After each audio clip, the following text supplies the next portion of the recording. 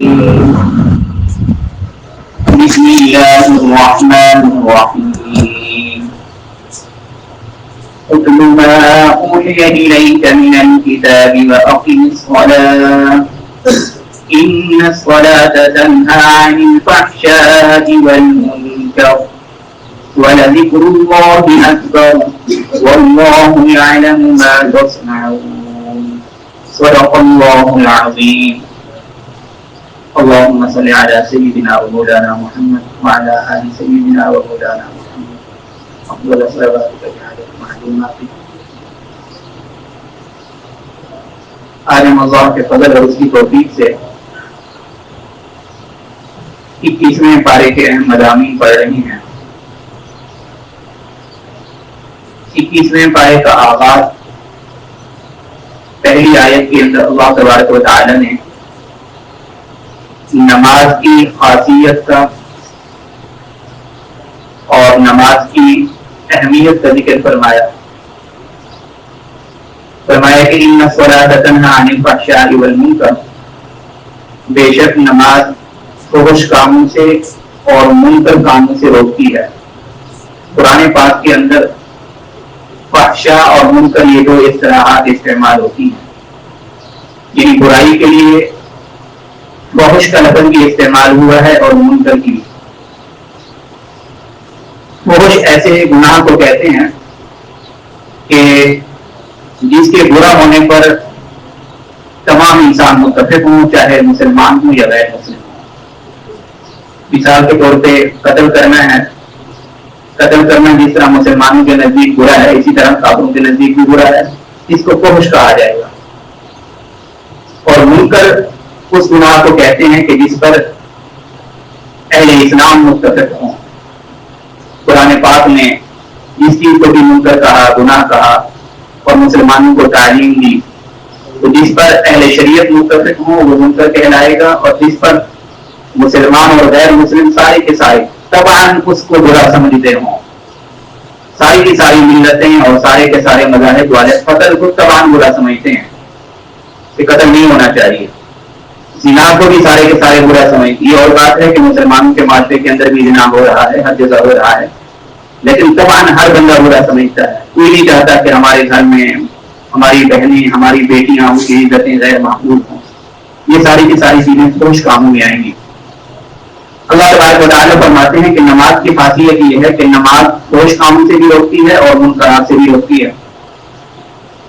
اور ہم دیکھتے ہیں کہ ایک شخص نماز پڑھتا ہے اور نماز کے ساتھ ساتھ وضو بھی ہوتا ہے، اور نماز کے ساتھ ساتھ وہ شخص ظلم بھی کر رہا ہے، حق بھی مار رہا ہے، فحش کاموں کا ارتکاب بھی کر رہا ہے. اس سے نماز کی خاصیت کو کوئی شخص چیلنج نہیں کر سکتا کہ قرآن میں تو اللہ کہہ رہے ہیں کہ نماز روکتی ہے اور یہ شخص نمازوں کے باوجود بھی یہ کام کر رہا ہے. اللہ سے زیادہ سچی بات کس کی ہو سکتی ہے؟ جب اللہ نے فرمایا کہ نماز روکتی ہے، نماز تو روکتی ہے، اب یہ شخص جائزہ لے اپنی نمازوں کا کہ اس کی نماز کیوں نہیں روک رہی، تو معلوم ہوگا کہ وہ نماز بھی نہیں کہ جو نماز مطلوب ہے، جس کے اندر اخلاص ہونا چاہیے، جس کے اندر خشیت ہونی چاہیے، جس کے اندر خشوع و خضوع ہونا چاہیے. ظاہر نماز جب اپنی تمام تر آداب کے ساتھ پڑھی جائے گی تو وہ نماز پھر اس انسان کو فحش اور منکر کاموں سے روکے گی. اور جو نماز ان تمام تر آداب سے، ان تمام تر شرائط سے خالی ہوگی تو وہ پھر ایک رسم ہے، وہ بھی نہیں روکتی، جیسے آج کل ہمارے ساتھ ہو رہا ہے. اس آیت کی روشنی میں مجھے اور آپ کو ضرورت ہے کہ ہم اپنی نمازوں کا جائزہ لیں. اسی طرح ایک اہم مضمون بیان کیا گیا. کفار مکہ رسول اللہ صلی اللہ علیہ وسلم سے وقتاً فوقتاً مختلف معجزات کا مطالبہ کرتے تھے. کبھی کہتے تھے کہ فرشتے نازل ہو جائیں اور ہم سے کہیں کہ آپ اللہ کے پیغمبر ہیں. کبھی کہتے تھے کہ یہ پہاڑ مکہ کی سرزمین سے ہٹ جائیں تاکہ ہمارے پاس پلین ایریا ہو جائے، ہم کوئی اپنی فصل کاشت کر سکیں. کبھی کہتے تھے کہ یہ سونے اور چاندی کے پہاڑ بن جائیں. کبھی کہتے تھے کہ آپ کے اوپر خزانوں کی بارش ہونی چاہیے، آپ کے باغات ہونے چاہیے. یہ مختلف قسم کے مطالبات معجزے طلب کرتے تھے. اللہ تبارک و تعالیٰ ان کفار کو یہ جواب دے رہے ہیں، اولم یکفیہم انا انزلنا علیک الکتاب یتلی علیہم، کہ کیا تم جن جن معجزات کو طلب کر رہے ہو، کیا تمہارے لیے یہ معجزہ، زندہ معجزہ کافی نہیں کہ ہم نے ہم نے رسول اللہ صلی اللہ علیہ وسلم پر جو کتاب قرآن پاک کی صورت میں نازل کی اور وہ اس کتاب کی تلاوت کرتے ہیں کہ یہ کسی معجزے سے کم ہے. معجزہ کیا ہوتا ہے؟ جو کسی کو عاجز کر دے، بے بس کر دے. تو یہ جو کتاب ہم نے نازل کی قرآن پاک کی شکل میں، یہ کتاب تو ایسی ہے کہ تم اس کی ایک آیت کی مثل لانے پہ قادر نہیں ہو. ایک آیت، پورا قرآن تو دور کی بات ہے، 10 سورتیں دور کی بات ہے، ایک سورت دور کی بات ہے، ایک آیت بھی اس کے مثل لانے پہ قادر نہیں ہو. اس سے بڑا معجزہ تمہیں کیا چاہیے؟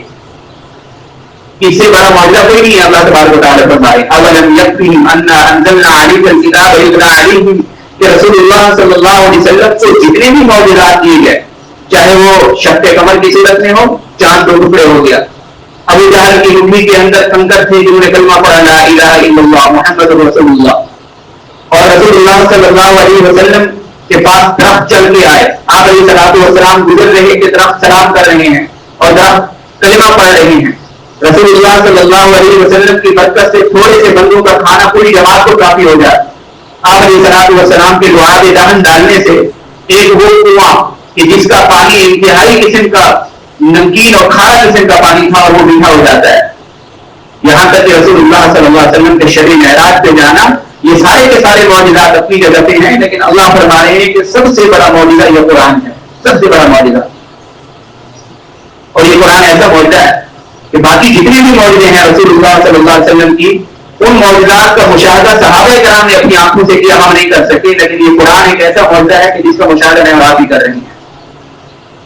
آپ علیہ الصلوۃ والسلام پہ نازل کردہ یہ واحد معجزہ ہے کہ جو قیامت تک آنے والا آخری شخص، آخری مسلمان بھی اس قرآن پاک کی تلاوت کرے گا اور اس معجزے کو اپنی آنکھوں سے دیکھے گا کہ یہ رسول اللہ صلی اللہ علیہ وسلم پہ نازل ہوا. اللہ فرماتے ہیں ان فی ذلک لرحمۃ وذکریٰ لقوم یؤمنون، یہ قرآن ایک ایسی کتاب ہے کہ اس کے اندر رحمت کے خزانے ہیں، رحمت کے، اور نصیحتیں ہیں. لقوم یؤمنون، اس قوم کے لیے کہ جو ایمان رکھتی ہو، اسے کتاب رحمت سمجھتی ہو. آج اگر ہم اپنی گھروں کے اندر رحمتیں اور اپنے کاروبار کے اندر، اپنی زندگی کے اندر، جہاں جہاں بھی زندگی کے ہر شعبے کے اندر میں اور آپ چاہتے ہیں کہ اللہ کی رحمت کا نزول ہو، اس کا واحد ترین جو ذریعہ قرآن پاک بتا رہا ہے وہ یہی ہے کہ قرآن پاک کے ساتھ جڑنا پڑے گا، اس لیے کہ یہ کتاب رحمت ہے. اس کے بعد اللہ تبارک و تعالیٰ نے یہ سورہ عنکبوت ہے، اس کے آخری جو آیت ہے اسی 21ویں پارے کے اندر والذین جاہدوا فینا لنہدینہم سبلنا وان اللہ لمع المحسنین، یہ بڑی جامع آیت ہے، بارہا آپ نے سنی ہوگی. جہاد والے لوگ اس آیت کو اپنے بیانات کے اندر پڑھتے ہیں، تبلیغ و دعوت والے اپنی بیانات کے اندر پڑھتے ہیں، جو بھی چھوڑا ہے وہ اپنے بیانات کے اندر اس آیت کو پڑھ رہا ہوگا. والذین جاہدوا فینا لنہدینہم سبلنا، وہ لوگ جو ہمارے معاملے میں اور ہمارے راستے میں ہمیں پانے کے لیے، ہماری رضا اور ہماری خوشنودی کو پانے کے لیے جوہد اختیار کرتے ہیں، مسلسل مجاہدہ کوشش کرتے ہیں. لنہدینہم سبلنا، ہم ضرور ان کی کوششوں کے اوپر ان کو ثمر عطا فرماتے ہیں. اللہ تبارک و تعالیٰ وعدہ فرما رہے ہیں جو لوگ بھی ہمیں پانے کے لیے، جنت کو پانے کے لیے، فلاح اور فوز کو پانے کے لیے کوشش میں لگے رہتے ہیں، اللہ فرماتے ہیں کہ یہ کوشش ان کی رائے گاہ نہیں جائے گی. یہ ہمارا وعدہ ہے کہ ہم ان کی کوششوں کو کیا کریں گے؟ ثمر آور کریں گے اور ان کو اپنی رضا نصیب فرمائیں گے، جنت کا حصول نصیب فرمائیں گے. یہ اللہ وعدہ فرما رہے ہیں. یہ میرے اور آپ کا یہاں بیٹھنا یہ کوشش ہے اللہ کو پانے کے لیے، اللہ کی رضا کو پانے کے لیے. یہ معتکفین حضرات 10 دن کے لیے اعتکاف میں رہتے ہیں، یہ ظاہر ہے کہ یہ سیاسی ایکٹیویٹی تو نہیں ہے، یہ اللہ کی رضا کو، اللہ کی معرفت کو، اللہ کی محبت کو پانے کی کوشش ہے. رمضان المبارک کے اندر روزے رکھنا یہ اللہ کی محبت کو پانے کی کوشش ہے، اللہ کی معرفت کو پانے کی کوشش ہے. قرآن پاک کی تلاوت کرنے میں جتنی بھی نیکی کے کام ہیں، اللہ فرما رہے ہیں کہ جو لوگ نیکی کے کاموں میں لگے ہوئے ہیں اور اس نیت کے ساتھ لگے ہوئے ہیں کہ اللہ تبارک و تعالیٰ ہمارے لیے خوشحالی پیدا فرما دے، اپنی معرفت آسان فرما دیں، اپنی محبت نصیب فرما دیں، کل قیامت کے دن ہم سب کے اوپر اپنی مغفرت اللہ تبارک و تعالیٰ نازل فرما دیں، آپ کو درگزر والا معاملہ فرما دیں، جنت کے اندر داخل فرما دیں. اللہ فرماتے ہیں لنہدینہم سبلنا، ہم ضرور انہیں ہدایت دے کے رہیں گے، جنت تک پہنچا کے رہیں گے. یہ اللہ کا وعدہ ہے. اس لیے جب بھی کوئی نیکی کا کام کریں اسی نیت کے ساتھ کریں کہ ہم اللہ کی رضا کو پانے کے لیے، اللہ کو خوش کرنے کے لیے کر رہے ہیں. یہ ہمارا کام ہے اخلاص کے ساتھ اللہ کی رضا کو پانے کے لیے نیکی کی جد و جہد کرنا، یہ ہمارا کام ہے. باقی اس اخلاص کی لاج رکھنا اس اخلاص پر جنت کی صورت میں ہدیہ عطا فرمانا یہ اللہ نے اپنے ذمہ لیا ہوا ہے. بس ہم یہ کوشش کریں کہ ریاکاری کا عنصر نہ ہو. ہماری یہ کوشش ہو کہ کیا ہونی چاہیے, اللہ کی خوشنودی اور رضا مقبول ہونی چاہیے. اس سے آگے سورۃ الروم شروع ہو رہی ہے. سورہ روم یہ واحد سورت ہے کہ جس کے اندر اللہ تبارک و تعالیٰ نے کسی ملک کے نام کے اوپر یہ سورت نازل فرمائی, سورۃ الروم. رسول اللہ صلی اللہ علیہ وسلم کو جب نبوت ملی تھی, نبوت کے آغاز میں وہ جو زمانہ تھا, اس زمانے کے اندر ابھی مکی زندگی کا آغاز تھا, اس زمانے کے اندر دو سپر پاور طاقتیں سمجھی جاتی تھی, ایک رومیوں کی اور ایک ایرانیوں کی. کیسر اور کسرا. کیسر روم کے بادشاہ کو کہا جاتا تھا, کسرا ایران کے بادشاہ کو. اس وقت دونوں کی جنگ ہوئی اور ان کے اوپر رومیوں کے اوپر ایرانی غالب آ گیا. مکہ کے اندر مشرکین بھی رہتے تھے اور اہل ایمان بھی رہتے تھے. مشرکین کی زیادہ تر جو قلبی وابستگی تھی وہ ایرانیوں کے ساتھ تھی. اس کی وجہ یہ ہے کہ مشرکین خود بھی مشرک تھے, ایرانی بھی کیا تھے, مشرک تھے. آگ کی عبادت کرتے تھے, اللہ کے ساتھ آگ کو شریک ٹھہراتے تھے. یعنی اہل کتاب نہیں تھے, نہ تو مشرک اہل کتاب تھے نہ ایرانی اہل کتاب تھے. اس لیے مکہ کے اندر رہنے والے جو مشرک تھے ان کی قلبی وابستگی کس کے ساتھ تھی, ایرانیوں کے ساتھ. اور مکہ کے اندر رہنے والے اہل ایمان تھے, ان کی قلبی وابستگی ان کے ساتھ تھی ہمارے جو دوسرے ہیں رومی جو تھے, یہ کیونکہ اہل کتاب سے عیسائی تھے, اگرچہ حق پہ نہیں تھے لیکن کیونکہ اہل کتاب تھے ان کے مقابلے میں آج اور مجوسوں کے مقابلے میں تھوڑا ان کا تعلق مسلمانوں کے ساتھ زیادہ تھا کہ مسلمان بھی اہل کتاب ہیں, وہ بھی اہل کتاب ہیں. اس وقت جنگ ہوئی اور یہ ایرانی رومیوں کے اوپر غالب آ گئے. تو مشرکین نے بڑی خوشیاں منائی اور مسلمانوں کو تنگ کرنے لگے کہ دیکھو تمہارے اہل کتاب جو ہیں, تمہارے پاس بھی کتاب ہے اور رومیوں کے پاس بھی کتاب ہے, وہ مغلوب ہو گئے ہیں, اور ہمارے جو ہیں ایرانی جو کسی کتاب کو ماننے والے نہیں, کسی پیغمبر کو ماننے والے نہیں, وہ غالب آ گئے ہیں. اللہ تبارک و تعالیٰ نے اس صورت کے اندر پیشن گوئی فرمائی. ان قریب تھوڑے عرصے کے اندر یہ جو مشرکین اپنی خوشیاں منا رہے ہیں کہ خوشیاں ختم ہو جائیں گی, تھوڑے ہی عرصے کے اندر معاملہ بالکل برعکس ہو جائے گا, رومی ایرانی کے اوپر غالب آ جائیں گے. الف لام میم غلبت الروم, کہ غلبت الروم, کہ روم کو کیا مل جائے گا, غلبہ مل جائے گا. پھر ادنیٰ ناؤ قوم من بعد غلبہم سیغلبون, قریب کی زمین پہ یہ جنگ ہوگی اور رومی غالب ہو جائیں گے. وہم من بعد غلبہم سیغلبون, فی بضع چند سالوں کے اندر. للہ الامر من قبل ومن بعد, یہ سارے کے سارے جو عمل ہے وہ اللہ کا چلتا ہے, حکم اللہ کا چلتا ہے. اللہ تبارک و تعالیٰ کا حکم چلاتے رہیں گے, اور یہ جو آج ایرانی غالب ہیں آنے والے وقت کے اندر ایرانی مغلوب ہو جائیں گے اور رومی غالب ہو جائیں گے. اس وقت ایران اور جو روم تھے ان میں ایران اسباب کے درجے میں رومیوں پہ بہت غالب تھا. افرادی طاقت بھی, دفاعی طاقت بھی بہت زیادہ اس کے پاس تھی. تو اس لیے جب مسلمانوں کے اوپر یہ آیت نازل ہوئی اور یہ آیت پھر مشرکین نے سنی, مشرکین کہنے لگے یہ کیسے ممکن ہو سکتا ہے, کیسے ممکن ہو سکتا ہے کہ رومی ایرانی پہ غالب آ جائے. دور دور تک اس کے کوئی آثار نظر نہیں آ رہے. لیکن اہل ایمان صحابہ کرام رضوان اللہ علیہم اجمعین کا ایمان پختہ تھا. صحابہ مادیت پر اور اسباب پر یقین نہیں رکھتے تھے بلکہ اللہ تبارک و تعالیٰ کے وعدے کے اوپر یقین رکھتے تھے صحابہ. چنانچہ ابی ابن کعب یہ مشرکین کا ایک سردار تھا, ابی ابن خلف, ابی ابن کعب, ابی ابن خلف. اس نے حضرت ابو بکر صدیق رضی اللہ عنہ کے ساتھ اس طرح بحث و مباحثہ کیا کہ یہ ممکن ہی نہیں ہے, یعنی تمہارے قرآن نے جو پیشن گوئی دی ہے یہ ممکن ہی نہیں ہے. کہیں دور دور کے آثار بھی نظر نہیں آ رہے کہ روم ایران پہ غالب آ جائیں.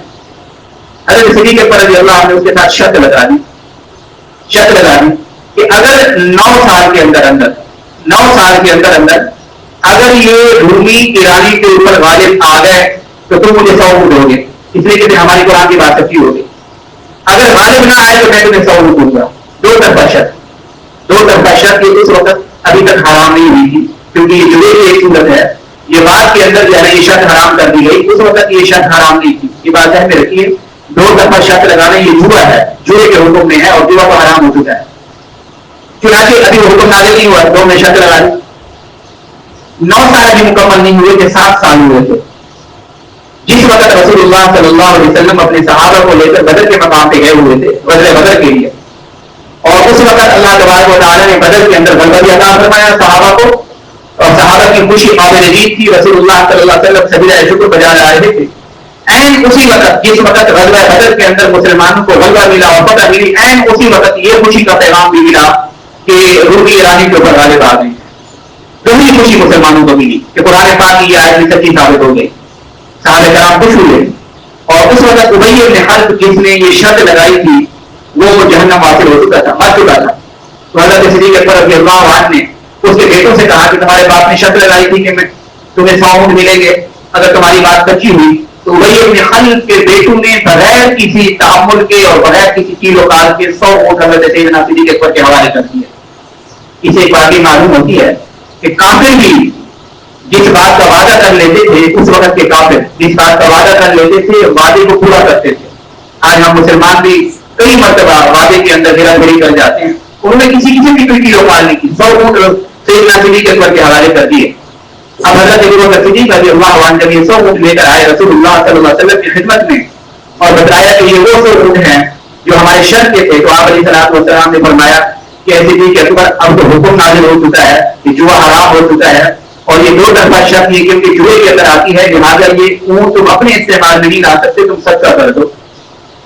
سیدنا صدیق اکبر رضی اللہ عنہ نے بغیر کسی کیل و کال کے کہ رسول اللہ صلی اللہ علیہ وسلم کے سامنے کوئی بات رکھی ہو, تھوڑے سے اپنے گھر کے لیے رکھوں, کچھ آپ اپنے استعمال میں رکھنے نہیں, جیسے حضور نے فرمایا فوراً حضرت سیدنا صدیق اکبر نے 100 کے 100 اونٹ اللہ کے راستے میں خرچ کر دیے. 100 یہ صحابہ کا ایمان تھا. اس لیے بعض اوقات دل میں یہ خیال آتا ہے کہ کاش ہم حضور کے زمانے میں اٹھائے جاتے. دل میں خیال آتا ہے نا, کاش ہم حضور کے زمانے میں اٹھائے جاتے. بڑا اچھا خیال ہے اور لوگ اسے منظور انداز میں پیش بھی کرتے ہیں, اپنی نعتوں کے اندر یہ اپنے ان جذبات کی عکاسی بھی کرتے ہیں کہ کاش میں نے دور پیغمبر پایا ہوتا. تو ہمیں یہ سامنے رکھ لینا چاہیے کہ دور پیغمبر کے اندر ایک گروہ صحابہ کا تھا, ایک منافقین کا تھا. یہ اللہ کو خوب معلوم تھا کہ کون لوگ شرف صحابیت کو پا سکتے ہیں, ان کے اندر وہ جگر ہے کہ وہ حضور کے ایک ایک حکم پر اپنے نفس کی ہر کسی کی قربانی دینے کو تیار ہے. اس لیے علماء نے لکھا ہے کہ خدا نہ خواستہ میں اور آپ اگر اس دور میں ہوتے تو ہو سکتا ہے کہ ہمارا شمار صحابہ کے بجائے منافقین میں ہوتا. کیونکہ آج ہمارے سامنے ہے کہ ہم قرآن کا حکم سنتے ہیں, رسول اللہ صلی اللہ علیہ وسلم کی حدیث سنتے ہیں, اس پر ہمارا کیا رد عمل ہوتا ہے, کیا رسپانس کرتے ہیں. سننے کے باوجود غفلت ہے کہ نہیں ہے. اللہ اور اس کے رسول کے احکامات ہمارے سامنے کھلے ہوئے ہیں, اس کے باوجود غفلت ہے. اگر خدا نہ خواستہ رسول اللہ صلی اللہ علیہ وسلم مجلس کے اندر ایک تقاضا کر رہے ہیں اور اس تقاضے میں اور آپ پیچھے رہ گئے تو منافق. اسی لیے حضرت سیدنا صدیق اکبر رضی اللہ عنہ یہ صحابہ کا ایمان تھا کہ جیسے حضور نے فرمایا کہ یہ 100 اونٹ کیا کر دو, اللہ کے راستے میں صدقہ کر دو. 100 اونٹ یہ کہنا آسان ہے, اس وقت کی یہ پراڈو تھی اونٹ, اس وقت کیونکہ سواریاں بھی اونٹ اور گھوڑوں پہ ہوتی تھی. یہ ایسا ہے کہ آج کسی کو کہہ دیا جائے کہ اپنے 100 پراڈو جو ہے اللہ کے راستے میں صدقہ کر دو, یہ گزرے گی ہمارے اوپر. اس لیے جو ایمان صحابہ کو ملا تھا دعا کریں اللہ تبارک و تعالیٰ اس کی تھوڑی سی جھلک ہمیں نصیب فرما دے, تو انشاءاللہ اللہ ہمارے اوپر رحم فرما دیں گے. بہرحال یہ سورت کے آغاز کے اندر اللہ تبارک و تعالیٰ نے رومیوں کی پیشن گوئی کی اطلاع دی ہے, اور یہ بھی قرآن پاک کا اعجاز ہے, اس کی حقانیت کی دلیل ہے کہ قرآن پاک نے جو بھی پیشن گوئی دی مینو آن وہ پیشن گوئی اسی طرح پوری ہوئی. اس سے معلوم ہوا کہ یہ قرآن اللہ کا کلام ہے. اس کے ساتھ ساتھ سورہ روم کے اندر آیت نمبر 39 میں اللہ تبارک و تعالیٰ نے سود اور زکات ان دونوں کا تقابل پیش کیا ہے.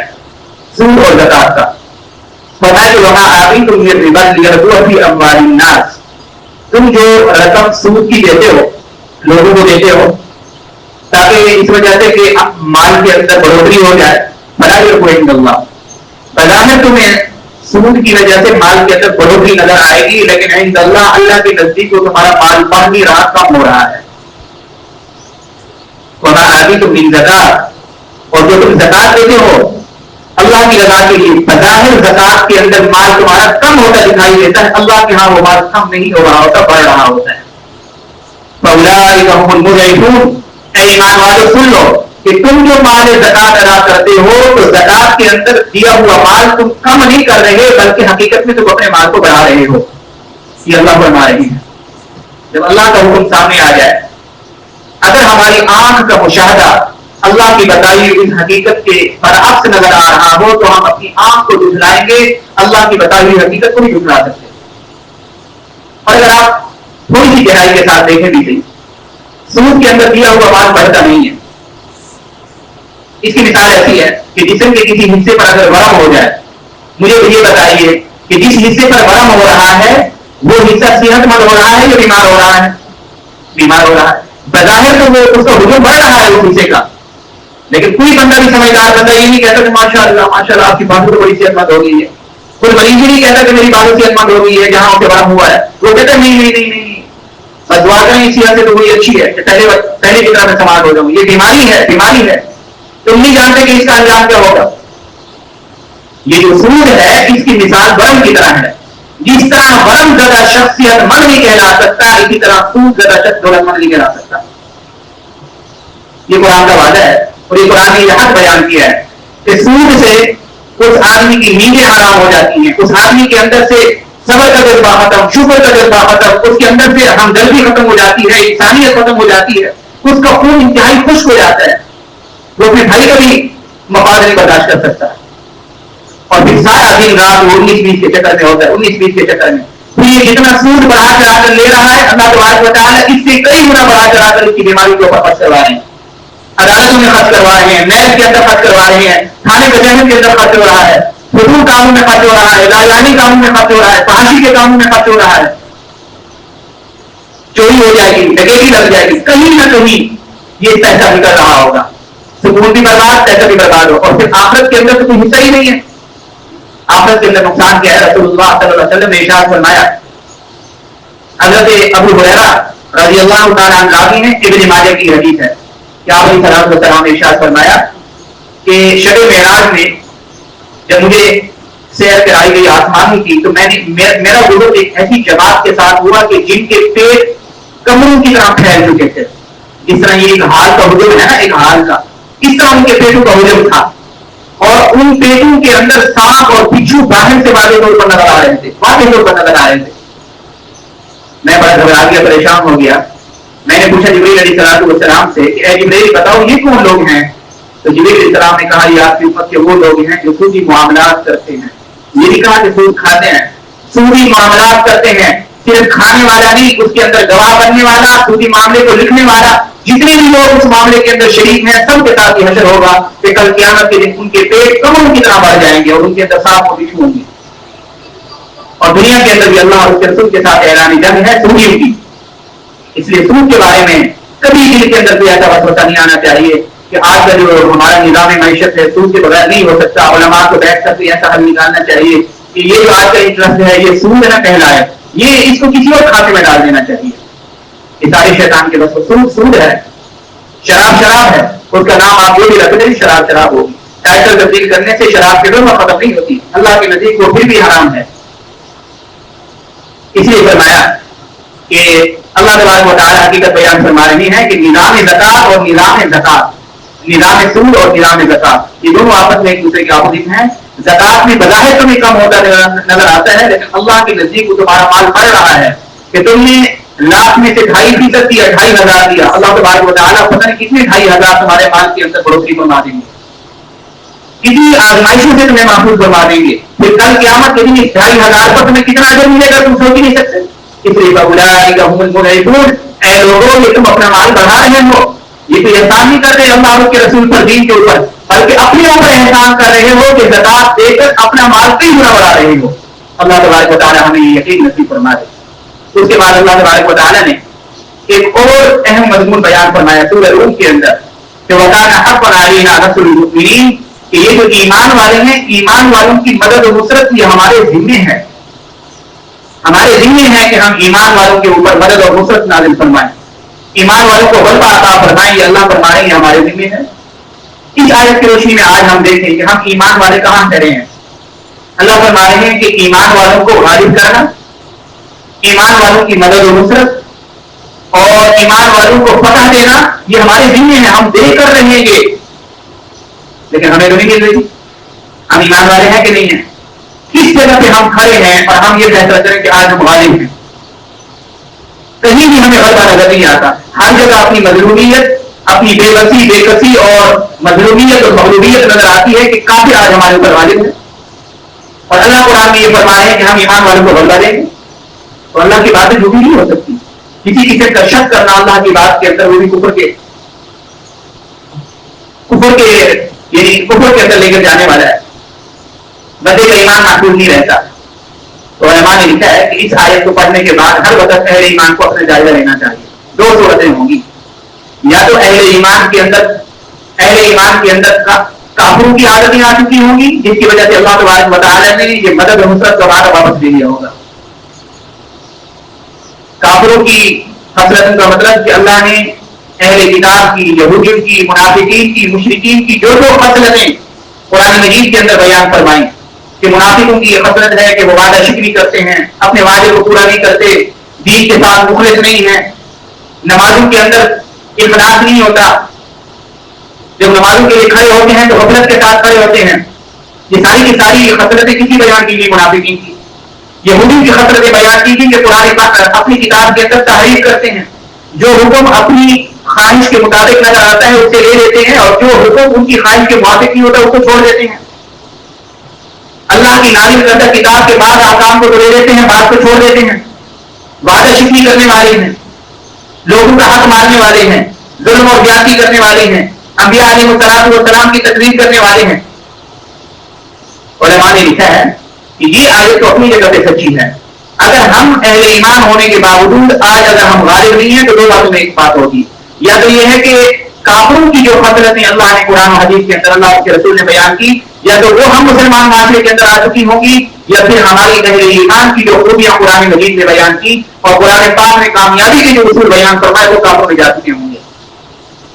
آج آپ دیکھیں کہ کافروں نے کافی ساری اسلامی جو تعلیمات تھی خصوصاً معاشرت کے حوالے سے کہ آپ نے کرپشن نہیں کرنی، ملاوٹ نہیں کرنی، یہ چیزیں آپ کو کفر کے معاشرے کے اندر نظر آئیں گی کہ کفر کے معاشرے کے اندر آپ کو ملاوٹ نظر نہیں آئے گی، ناپتول کے اندر کمی نظر نہیں آئے گی. کفر کے معاشرے کے اندر آپ مغرب کے اندر چلے جائیں، جو ہماری یورپین کنٹریز ہیں وہاں ہمارے مسلمان جاتے ہیں اور آ کر باقاعدہ طور پہ اس بات کو بار بار بیان کرتے ہیں کہ وہاں جا کر ہمیں دھوکہ نہیں ملا، وہاں کسی چیز کے اندر ملاوٹ نہیں ہے، جو چیز ان میں رکھی ہوئی ہے اور جو کچھ چیز کے بارے میں بتا رہی ہیں مینوان وہ چیز اسی طرح ہے، اس چیز کے اندر کسی قسم کا فالٹ نہیں ہوتا.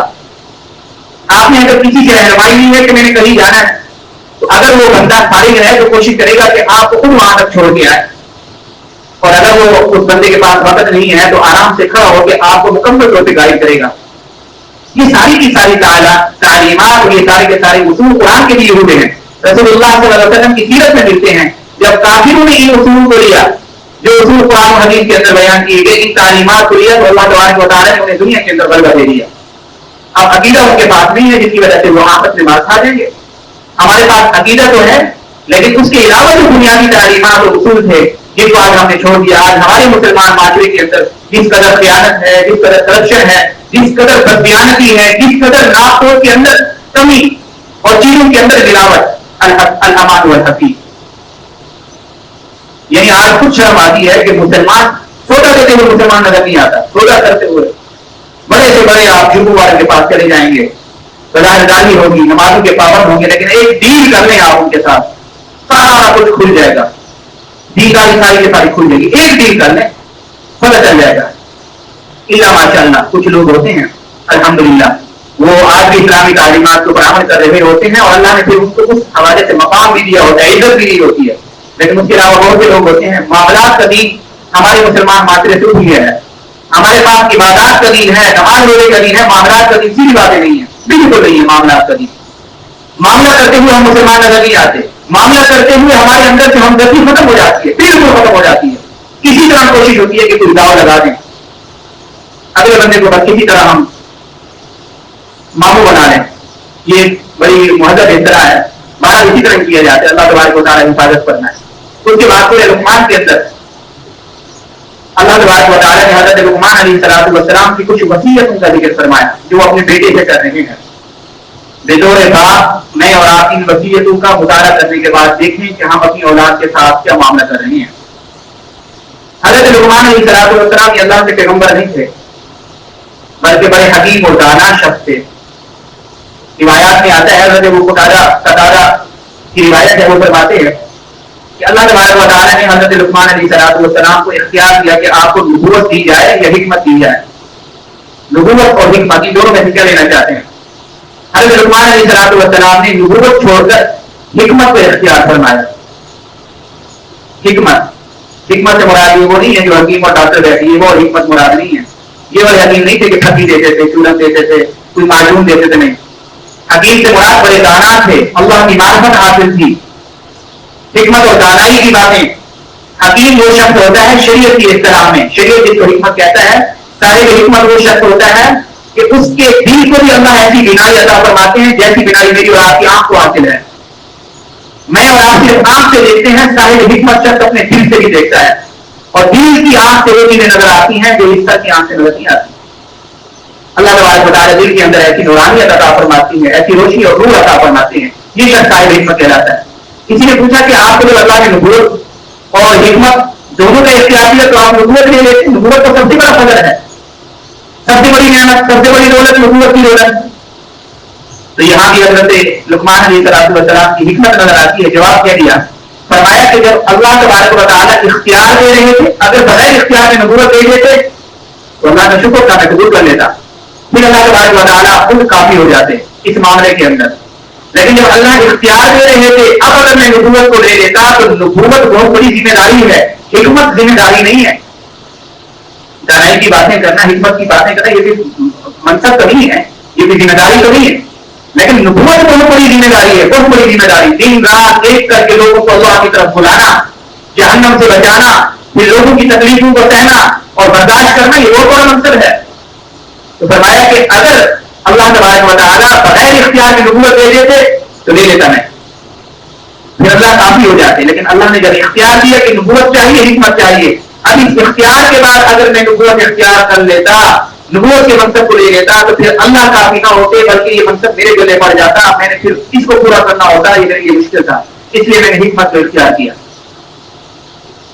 ہمارے لیے اس کے اندر بڑا سبب ہے. منصب ہوتا ہے، عہدہ ہوتا ہے، ذمہ داری ہوتی ہے. بہرحال اپنے بیٹے کو کیا نصیحتیں فرما رہی ہیں وہ سن لیجیے. آخری درس کی آخری مضمون، بیٹے کو جو وصیتیں فرمائی حضرت لقمان علیہ السلام، یہ بعض روایات کے مطابق حضرت ایوب علیہ السلام کے بھانجے تھے اور ان کی بڑی لمبی عمر تھی. انہوں نے حضرت داؤد علیہ السلام کا زمانہ بھی پایا تھا. حبشی النسل تھے، حبشی النسل. آج آپ دیکھیں کہ حبشیوں اور سودانیوں کو دیکھ کر ہمارا کیا ایک ذہن ہوتا ہے، لیکن اصل چیز اللہ کے ہاں رنگ میٹر نہیں کرتا، حسب نسب میٹر نہیں کرتے. اللہ کے ہاں جو چیزیں میٹر کرتی ہیں وہ ایمان، تقوی، اعمال اور اخلاص.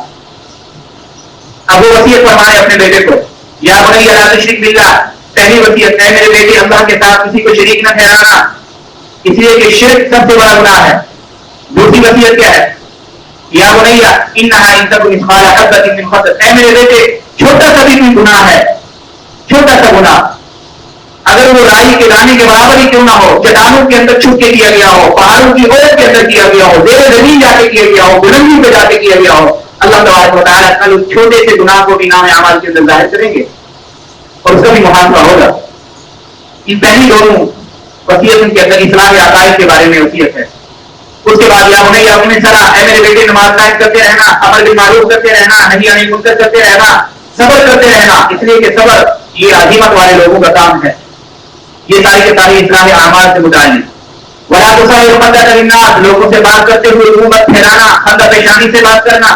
ولا تمشي في الارض مرحا، زمین پر اکڑ کے مت چلنا. ان اللہ لا يحب كل مختال فخور، اس لیے کہ اللہ تبارک و تعالیٰ مختال کو بھی پسند نہیں فرماتے، فخور کو بھی پسند نہیں فرماتے. مختال اور فخور یہ دو قرآنی اصطلاحات ہیں. مختال کا معنی ہوتا ہے اپنے عمل کے ذریعے تکبر کا اظہار کرنا، فخور کا معنی ہوتا ہے زبان سے بڑی بڑی باتیں کرنا. ہمارے ابا اجداد نے یہ کیا، ہم بڑے لینڈ لارڈ ہیں، ہمارے پاس تو بڑی زمینیں بڑی ہیں، ہمارے پاس نہیں، ہمارے سامنے کچھ ٹک نہیں سکتا. جی ہیں ہم وہ ہیں. زبان سے تکبر کے بول بولنا، اس کو فخور کہا جاتا ہے. وقتی بھی مشی، اپنی چال کے اندر میاں نہ زیادہ دوڑ کے چلنا ہے، نہ دن کو کمزوروں کی طرح چلنا ہے. دوڑ کے چلنا یہ یہودی کی مشابہت ہے، یہودی دوڑ کی طرح چلتے تھے. بالکل لاہور کی طرح چلنا یہ عیسائیوں کی مشابہت ہے. اس لیے اسلام نے میاں نبی کا اعتدال کے ساتھ چلنا ہے. وغضض من صوتک، اپنی آواز کو پست رکھنا ہے. اس لیے کہ چیخ اور چلا کر بولنا، چیخ اور چلا کر زور زور سے باتیں کرنا یہ کس کا کام ہے؟ گدھے کا کام ہے. ان انکر الاصوات لصوت الحمیر، اور سب سے بری آواز بھی گدھے کی آواز ہوتی ہے. اس رکوع کو مطالعہ کرنے کے بعد ہم دیکھیں اس رکوع کی روشنی میں میں اور آپ اپنی اولاد کی کس طرح تربیت کر رہی ہیں. سب سے بنیادی طور پر پہلی وصیت حضرت لقمان علیہ السلام کی اصلاح عقیدے کے حوالے سے، عقیدہ، شرک بھی کرنا، اللہ کی ذات انتہائی لطیف اور خبیر ہے، کوئی گناہ اس امید کے ساتھ نہیں کرنا، بھروسے کے ساتھ یہ گناہ میں چھپ کے کر رہا ہوں یا یہ چھوٹا گناہ ہے یا میں کمرے کے اندر خلوت میں کر رہا ہوں، نہیں. اگر آپ کسی چٹان کے نیچے بھی کرتے ہیں، پہاڑ کی اوٹ بھی کرتے ہیں، رات کے اندھیرے میں کرتے ہیں، رائی کے دانے کے برابر بھی گناہ کیوں نہیں ہے، اللہ تبارک و تعالیٰ اس گناہ کو بھی کل قیامت کے دن نامہ اعمال میں رکھیں گے، اس لیے کہ اللہ لطیف ہیں، باریک بھی. ہمارے یہاں پانی کے اندر وہ جراثیم جو ہمیں آنکھوں سے نظر نہیں آتے، آلات کے ذریعے وہ جراثیم دکھائی دے دیتے ہیں، تو اللہ کی نظر سے اسے بھی تیز ہے، لطیف خبیر. آج کس قدر خلوت کے گناہ ہیں اور ہم لوگ خلوت کے اندر بڑے جلی ہو کے گناہ کرتے ہیں، اس لیے کہ اللہ کی صفت خبیر اور صفت لطیف ہمارے سامنے نہیں ہوتی. ہم نے اپنی بھی اصلاح کرنی ہے اور اپنی اولاد کی بھی تربیت کرنی ہے. اللہ ہم سب کو صحیح معنوں میں قرآن تعلیمات کا فہم اور عمل کرنے کی توفیق عطا فرمائے.